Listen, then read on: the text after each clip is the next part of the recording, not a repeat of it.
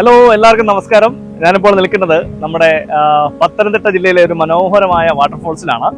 നമ്മൾ പത്തനംതിട്ടയിൽ നിന്ന് നമ്മൾ പുല്ലാട് വരുന്ന വഴി അവിടുന്ന് തകിടിയൽ എന്ന് പറയുന്ന ജംഗ്ഷനിൽ നിന്ന് അകത്തേക്ക് വരുന്ന ഭാഗത്ത് കുറച്ചൊരു 2 കിലോമീറ്റർ, അവിടുന്ന് അകത്തേക്ക് ഒരു 2 കിലോമീറ്റർ വരുമ്പോഴാണ് ഈ മനോഹരമായ ഒരു വാട്ടർഫോൾസ്, അരുവിക്കുഴി വാട്ടർഫോൾസ് എന്ന് പറയും. നല്ല രസമാണ് കാണാനായിട്ട്.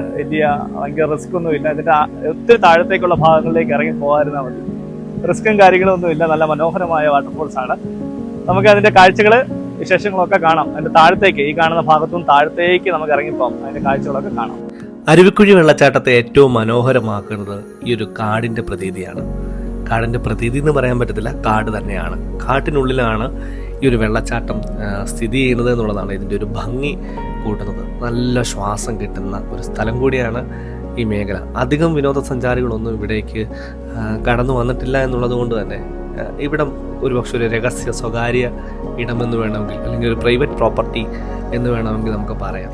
അത്ര രസമാണ്. ഈ പാറക്കെട്ടുകളിലൂടെ താഴേക്ക് ഇറങ്ങിച്ചെല്ലുന്നത് ഇതിൻ്റെ ഒരു മുകൾ തട്ടാണ്. ഏറ്റവും മനോഹരമായ ദൃശ്യം നമുക്ക് മുന്നിൽ അരുവിക്കുഴി പകർന്നു വെക്കുന്നത്. ഇതിനും ഏറ്റവും താഴെ ഏതാണ്ട് ഒരു 100 അടി താഴ്ച എനിക്ക് കാണുമായിരിക്കാം. അത്രയും താഴേക്ക് നമ്മളിതിൻ്റെ ഒരു താഴത്തെ ഭാഗമുണ്ട്. അവിടേക്ക് ഇറങ്ങിച്ചെന്ന് നിൽക്കുമ്പോഴാണ് ശരിക്കും അരുവിക്കുഴി വെള്ളച്ചാട്ടത്തിനൊരു മനോഹാരിത നമുക്ക് മനസ്സിലാവുന്നത്. അത്ര ഭംഗിയാണ് കാണുവാനായിട്ട്. അപ്പോൾ എന്തായാലും ഈ മുകളിലത്തെ ഒരു ഭാഗം വളരെ ശ്രദ്ധിച്ച് വേണം ഇവിടേക്ക് താഴോട്ട് ഇറങ്ങാൻ ചെല്ലാനായിട്ട്. നല്ല വഴുക്കലുണ്ട്, നല്ലൊരു തണുത്ത വെള്ളമാണ്, നല്ല തണുത്ത വെള്ളം ഇങ്ങനെ ഒഴുകിയെത്തുന്ന ആ വെള്ളത്തിൻ്റെ ഒരു ഭംഗിയുണ്ട്. അതിങ്ങനെ ആസ്വദിച്ച് കുറച്ച് നേരം ഞാൻ ആ മുകളിലത്തെ ഭാഗത്ത് തന്നെ ഇരുന്നു. അതിൻ്റെ ഒരു ഭംഗിയൊക്കെ ആസ്വദിച്ചതിന് ശേഷം, മുകൾ തട്ടിൻ്റെ ഒരു ഭംഗി ആസ്വദിച്ചതിന് ശേഷം താഴേക്ക് പോകാമെന്ന് കരുതി. താഴേക്കാണ് ഈ വെള്ളം, ഇവിടെ നിന്ന് ഒഴുകി വരുന്ന ഈ വെള്ളം മുഴുവൻ ചെന്ന് പതിക്കുന്നത് താഴത്തെ വലിയ ഒരു 100 അടി താഴ്ചയിലേക്കാണ് ചെന്ന് പതിക്കുന്നത്. അപ്പോൾ താഴെ നിന്ന് ദൃശ്യമാവുന്നത് ഭയങ്കര ഒരു ഭംഗിയുള്ള ഒരു വിഷ്വലാണ്.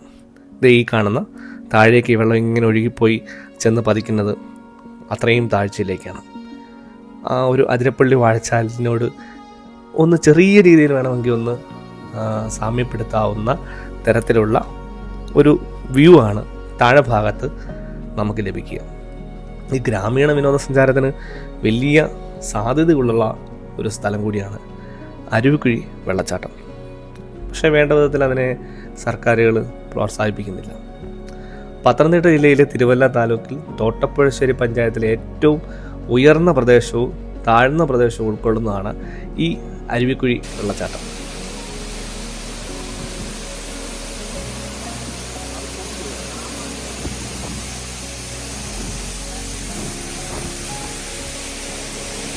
പഞ്ചപാണ്ഡവ വധുവായ പാഞ്ചാലിയുടെ ജീവിതവുമായി ബന്ധപ്പെട്ട ഐതിഹ്യവും അരുവിക്കുഴിക്കുണ്ട്.